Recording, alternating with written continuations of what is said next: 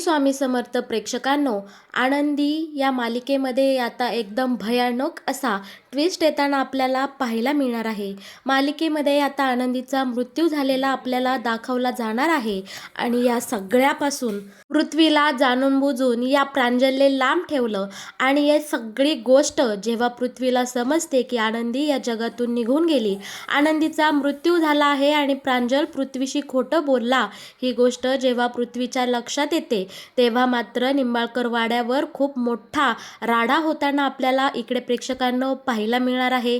प्रांजल आता इकडे पृथ्वीसोबत आत्याच्या सांगण्यावरून खोटं बोललेला असतो, पण आपला पृथ्वी पुढचा मागचा विचारही न करता आता इकडे घरी आल्यानंतर प्रांजलला जे काही बेदम पृथ्वीने मारहाण केली, पृथ्वीने डायरेक्ट इकडे प्रांजलचं थोबाड फोडून त्याला या सगळ्याबद्दलचा की माईंनी मला आनंदीचा ॲक्सिडेंट झाला आहे ही गोष्ट सांगायला फोन केला होता, तेव्हा तो फोन घेऊन तू माझ्याशी खोटं का बोललात की आनंदी तिच्या आबांच्या घरी सुखरूप आहे.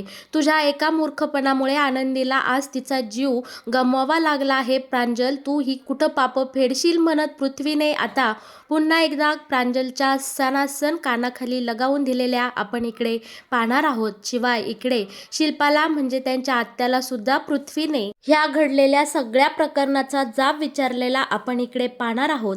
मालिकेमध्ये आता धडाकेबाज असा ट्विस्ट येणार आहे, पण हे सगळं नक्की कशामुळे आणि का घडत जाणार हे जर तुम्हाला जाणून घ्यायचं असेल तर तुम्ही आपला हा व्हिडिओ अगदी शेवटपर्यंत बघा, म्हणजे तुमच्या सगळं काही इकडे लक्षात येऊन जाईल.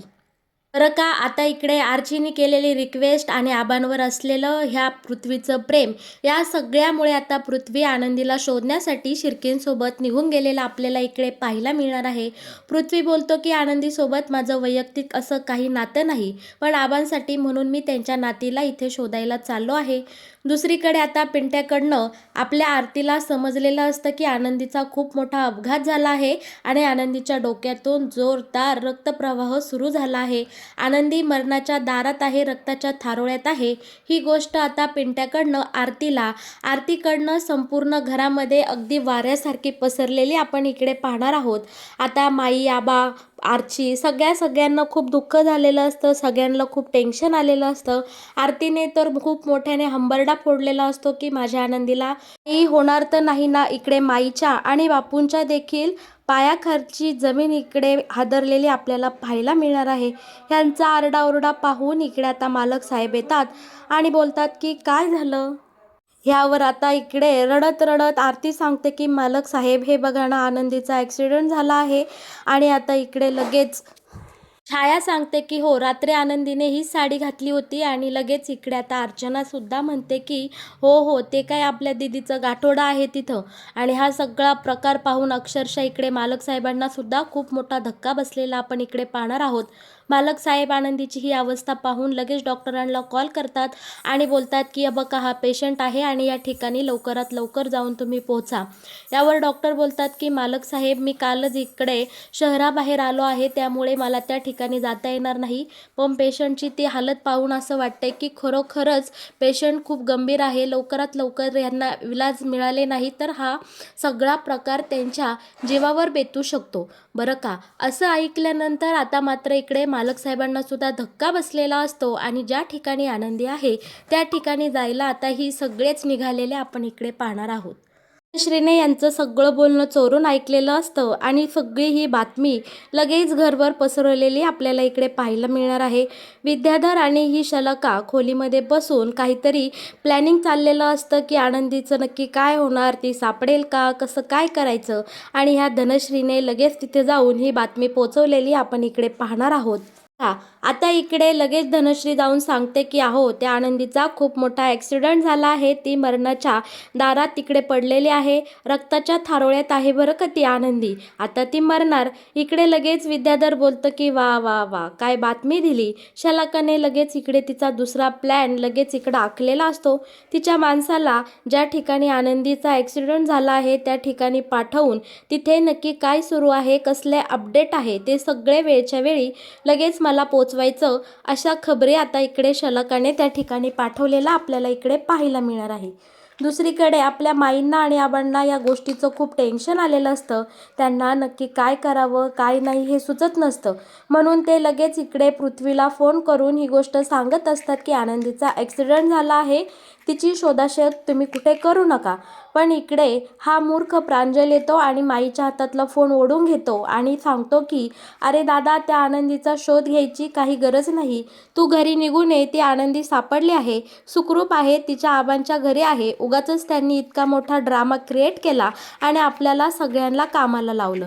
यावर आता पृथ्वी बोलतो की बरं झालं ती आनंदी सापडली, व्यवस्थित आहे आणि ती तिच्या आबांच्या घरी आहे, ही गोष्ट चांगली आहे. तिला म्हणाव तिकडंच राहा, इकडे येण्याची काही गरज नाही. आणि हसून आता हा प्रांजल फोन ठेवून देतो. आता इकडे माई बापू प्रांजलला या सगळ्या प्रकाराचा जाब विचारतात. बोलतात की तू असं का वागलास, तू पृथ्वीशी खोटं का बोललास. यावर शिल्पा बोलते की मी त्याला असं सांगायला लावलं आहे. मला अजिबात पुन्हा ही गोष्ट व्हायला नको आहे की पृथ्वीच्या मनामध्ये आनंदीविषयी प्रेम वाटेल, माया वाटेल. ही गोष्ट मला आता व्हायला नको आहे. त्यामुळे आनंदीचा अपघात झाला ही गोष्ट पृथ्वीला कळता कामा नये. या घरातल्या कुणीही ती गोष्ट आनंदीला सांगायची नाही, असं शिल्पा आता माई बापूंना बजावून सांगताना आपल्याला इकडे पाहायला मिळणार आहे. दुसरीकडे आनंदीला अपघात झाल्यामुळे तिचं रक्त जात असतं, तिच्या डोक्यातून ब्लड थांबतच नसतं. आता इकडे फोन करून तसं गोट्याने यांना सांगितलेलं असतं. मालक साहेबांनी डॉक्टरांची परवानगी घेऊन आनंदीसाठी काही महत्त्वाचे मेडिकल औषधं मागवलेले असतात आणि ते घेण्यासाठी ते मेडिकलमध्ये जातात. तिथे मात्र या विद्याधरने आणि शलाकाने खूप मोठा गोंधळ घालून ठेवलेला असतो. आनंदीला जी औषधं, जी पट्टी हवी आहे ती नेमकी या दोघांनी खरेदी करून ठेवलेली असते आणि बोलतात की अख्ख्या कोल्हापुरात ही पट्टी ही तुम्हाला कुठेही मिळणार नाही. आज आनंदीचा जीव गेल्याशिवाय राहणार नाही. यावर आरती त्यांच्या हातापाया पडते आणि बोलते की तुम्ही असं करू नका. माझ्या बहिणीच्या जीवासाठी मी तुमच्याकडं भीक मागते. प्लीज तुम्हाला काय हवं आहे ते मला सांगा आणि ही पट्टी द्या. आता इकडे शलाकाने आणि विद्याधरने मालक साहेबांसमोर एक अट ठेवलेली असती, ती म्हणजे NOCवर सही करा, म्हणजे पृथ्वीला तुमच्या कंपनीतून कायमचं मुक्त करा. तो आमच्यासोबत व्यापार करायला एकदम तयार आहे असं सांगा. असा ग्रीन सिग्नल आम्हाला द्या, त्यानंतर आम्ही तुम्हाला ह्या पट्ट्या देऊ. ह्या दोघांमध्ये हुजत घालण्यामध्ये खूप सारा वेळ निघून गेलेला असतो. तिकडं मात्र आनंदी शेवटच्या घटका मोजत असते. मालक साहेब हा नाही करता करता अखेरीस त्यांना त्या पेपर्सवर सही देतात आणि फायनली ती पट्टी घेऊन इकडे आनंदी ज्या ठिकाणी पडलेली आहे, धाराधीरते आहे, तिथे जातात आणि म्हणतात की ही आणली आहे पट्टी, कुठं आहे आनंदी. आता मात्र इथे आल्याबरोबर गोट्याने खूप मोठा हंबरडा फोडलेला असतो. इथे आल्याबरोबर लगेच गोट्या बोलतो की अगं आरतीताई, तुम्ही खूप उशीर केला. आरती बोलते की कुठं आहे माझी आनंदी, काय झालं तिला, बरी आहे ना ती, आनंदी ए आनंदी. आता इकडे गोट्या रडू लागतो आणि बोलतो की आरतीताई, तुम्ही यायला खूप म्हणजे खूप उशीर केला. आपली आनंदी आता या जगात नाही राहिली, ती आपल्याला कायमची सोडून निघून गेली आहे. आनंदीच्या शरीरात आता प्राण राहिले नाही. ही गोष्ट ऐकताच आता आरतीच्या पायाखालची जमीन हादरलेली असते. मालक साहेबांना तर खूप मोठा धक्का इथे बसलेला आपण पाहणार आहोत आणि आता मात्र इकडे सगळ्यांवर दुःखाचा खूप मोठा डोंगर कोसळलेला आपण इथे पाहणार आहोत. बरं का, आता इकडे आरती खूप मोठ्याने रडते. बोलते की आनंदी, तू अशी आम्हाला अर्ध्यावट सोडून जाऊ शकत नाही. आनंदी बाळा, उठ ना गं, काय झालं तुला. आता इकडे आता आरचीसुद्धा खूप मोठ्या मोठ्याने रडते आणि मालक साहेबांना या सगळ्या गोष्टीबद्दल जबाबदार धरते. बोलते की तुम्ही अजिबात माझ्या बहिणीला हात लावू नका. मालक साहेब, सगळी चूक तुमची आहे, तुमच्यामुळेच आज आमची बहीण आम्हाला सोडून गेली आहे. आता इकडे आरची तोंडाला येईल ते सगळं मालक साहेबांना बोलून दाखवते. बोलते की आमची आनंदी दिदी आंधळी होती, तिला रात्रीचं काही कधीच दिसत नव्हतं आणि भर काळोखात तुम्ही तिला घराबाहेर जाऊच कशी दिली. आता तिला दिसत नसल्यामुळे तिला कुणी गाडीने उडवलं, तिच्यासोबत नक्की काय झालं याचा काही अंदाज नाही. तुमच्यामुळे हे सगळं घडलं आहे. असं आता इकडे आरती रडत रडत मालक साहेबांना शिव्या शाप देत सगळं काही इकडे तिचं दुःख व्यक्त करत करत असते. मालक साहेब मात्र आतून अख्खे तुटून गेलेले असतात. त्यांना आनंदीसोबत घालवलेले तिचे एक एक क्षण आठवतात. आनंदीचं बोलणं आठवतं की आनंदी सतत हसतमुख असायची. खरंच मी तिला इतकं सारं बोललो. मी तिला बोललो की तुझं तोंड परत मला यापुढे कधीही दाखवू नको. तिने इतकं मनावर घेतलं की ती डायरेक्ट हे जग सोडून गेली. आता मालक साहेब सुद्धा आनंदीच्या या सगळ्या परिस्थितीला अगदी स्वतःला जबाबदार धरताना आपल्याला इकडे पाहायला मिळणार आहे. हा म्हणता ही सगळी बातमी निंबाळकर वाड्यावर आता वाऱ्यासारखी पसरलेली आपण इकडे पाहणार आहोत. अख्ख्या निंबाळकर वाड्यावर जाऊन ही बातमी पोहोचलेली असते की आनंदीचा मृत्यू झाला आहे. आनंदी या जगातून निघून गेली आहे. आणि बरं का, शिर्केंना आणि आपल्या पृथ्वीला सुद्धा ही बातमी आता समजते. आनंदी ही जग सोडून गेली ही बातमी पृथ्वीला कळताच त्याला खूप मोठा धक्का बसतो. पृथ्वी विचार करतो की प्रांजलने तर मला फोन करून सांगितलं होतं की आनंदी एकदम व्यवस्थित आहे, ती तिच्या आबांच्या घरी सुखरूप आहे. आता इकडे पृथ्वी बोलतो की म्हणजे याचा अर्थ प्रांजल माझ्याशी खोटं बोलला. खरं तर मला फोन त्या मगाशी माईंनी केला होता, पण अचानक प्रांजल बोलू लागला. आता मात्र इकडे पृथ्वीचा संताप खूप अनावर झालेला असतो. पृथ्वी आहे त्या अवस्थेवर आता निंबाळकर वाड्यावर जातो. मोठमोठ्याने ओरडतो, प्रांजल, प्रांजल बाहेर ये, प्रांजल कुठे आहेस तू? आणि पृथ्वी थेट आता प्रांजलच्या समोर जाऊन उभा राहतो आणि त्याला जाब विचारतो की प्रांजल, हा नक्की काय प्रकार आहे? मगाशी तू तर मला बोलला होता की आनंदी तिकडे तिच्या आबांच्या घरी सुखरूप आहे. तूच बोलला ना फोनवर माझ्याशी. मग आनंदी हे जग सोडून गेली, आनंदी मेली, आनंदीचा मृत्यू झाला, ही बातमी खरी का तू मगाशी मला फोनवर जी गोष्ट सांगितली ती खरी आहे? प्रांजल, मला ह्याचं उत्तर दे. आता मात्र प्रांजलच्या तोंडून एक शब्दही फुटत नसतो. पृथ्वी रागाने लाल झालेला असतो. शिल्पाही इकडे शांत उभी असते. प्रांजल बोलत असते की अरे दादा, मी मगाशी तुझ्याशी खोटं बोललो. तू त्या आनंदीला शोधायला जाऊ नकोस म्हणून मी तुझ्याशी असं बोललो. हे शब्द ऐकताच आता पृथ्वी प्रांजलच्या तशीच उलट्या हाताने सनक्याने कानाखाली लगावून देतो. प्रांजलचं तो इथे थोबाड फोडतो आणि बोलतो की तुला हे बोलायला लाज वाटत नाही का? हेच आपल्या आईचे संस्कार का? अरे ती आनंदी आपल्या ह्या हलगर्जीपणामुळे हे जग सोडून गेली, मेली रे ते बिचारी. तिने या घरात आल्यापासून आपल्यासाठी काहीच केलं नव्हतं का? अरे निदान माणुसकीच्या नात्याने तरी मी तिला शोधायला गेलो होतो आणि तू काय रे वागलास?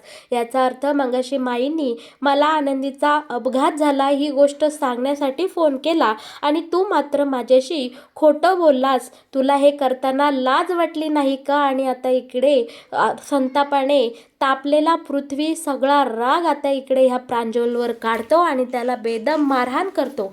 आता मात्र इकडे शिल्पा मधी पडते की आणि बोलते की बास बास पृथ्वी, प्रांजलला एक शब्दही बोलू नकोस. मीच त्याला असं वागायला सांगितलं होतं. मीच त्याला सांगितलं की तू अजिबात तिला काही सांगू नको. आता मात्र पृथ्वीचं हे वादळ सगळं शिल्पावर घसरलेलं असतं. आता पृथ्वी शिल्पालाही खूप बडबड करतो आणि या सगळ्या प्रकाराचा जाब विचारतो की तू असं का वागलीस? तुला असं करताना काहीच वाटलं नाही का गं?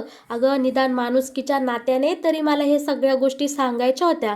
ती बिचारी आनंदी हे जग सोडून गेली. तिला कदाचित माझ्यामुळे तिचा जीव वाचू शकला असता. कदाचित तिला वेळेवर ट्रीटमेंट देऊ शकलो असता. पण कारण मगाशी मी त्याच रस्त्यावर होतो. एकदा बोलून पाहायचं होतं. तू खूप चुकीचं वागलीस. तू मला तुझ्याकडनं ही अपेक्षा नव्हती. अरे ह्या घरामध्ये, ह्या निंबाळकर वाड्यात साधी माणुसकी जर शिल्लक नसेल तर या घरामध्ये राहण्यात काहीच अर्थ नाही. आणि आता इकडे प्रेक्षकांनो, पृथ्वी खूप मोठ्याने रडू लागतो कारण त्याला आनंदीच्या जाण्याचं खरोखरच मनापासून खूप दुःख झालेलं असतं. त्याचे सगळे अश्रू आता इकडे अनावर झालेले असतात आणि पृथ्वी मात्र आता इकडे ढाय ओकून खूप मोठ्याने रडताना आता आपल्याला इकडे पाहायला मिळणार आहे. आणि हा मूर्ख प्रांजल मात्र स्तब्ध उभा असतो. मिथालीही त्या ठिकाणी फक्त प्रांजलच्या शेजारी उभी असते. शिल्पाला मात्र या घडल्या प्रकाराचा कसलाही गम नसतो. ती तिच्या धुंदीत, तिच्या गर्वातच असते. पण खरं दुःख मात्र इकडे पृथ्वीला झालेला आपल्याला पाहायला मिळणार आहे. कितीही नाही म्हणलं तरी पृथ्वीने आनंदीला मनापासून त्याची मैत्रीण म्हणून स्वीकारलं होतं. मैत्री या नात्याने पृथ्वीचं खरोखर आनंदीवर खूप जीव होता आणि आनंदी आता फायनली हे जग सोडून गेली या गोष्टीचं आता पृथ्वीला सुद्धा खूप दुःख झालेलं आपण इकडे पाहणार आहोत. संपूर्ण निंबाळकर वाड्यावर पृथ्वी, मिथाली, आर्ची, आरती, मालक साहेब सगळ्यांवर आता दुःखाचा डोंगर पसरलेला आपल्याला इकडे पाहायला मिळणार आहे. माईबापूंच्या तोंडून तर या दुःखाच्या क्षणी शब्द फुटत नसतात. त्या दोघांनाही खूप दुःख झालेलं आपल्याला इकडे पाहायला मिळणार आहे. आरतीला तर अगदी तिची सावली हरवल्याचं फील येत असतं. तिची पाठची छोटी बहीण हे जग सोडून गेली हे दुःख खरं तर आरतीला पचवणं खूप अवघड असतं. आणि संपूर्ण हा निंबाळकर वाडा आता आनंदीच्या प्रेमापासून, आनंदीच्या सहवासापासून, आनंदीपासून आता पोरका झालेला आपल्याला इकडे पाहायला मिळणार आहे. आणि प्रेक्षकांनो, कसा वाटला तुम्हाला आनंदी या मालिकेत येणारा हा नवीन ट्विस्ट? मालिकेचे असेच नवनवीन अपडेट जर तुम्हाला सगळ्यात आधी जाणून घ्यायचे असतील तर तुम्ही आपल्या या चॅनलवर नक्की असेच कायम जोडलेले राहा. आपल्या व्हिडिओला लाईक करा आणि हो, आपल्या चॅनलला सबस्क्राईब केल्याशिवाय अजिबात कुठे जाऊ नका. तुम्ही माझा हा व्हिडिओ अगदी शेवटपर्यंत पाहिलात म्हणून मी तुम्हा सर्वांचे मनापासून आभार मानते. धन्यवाद.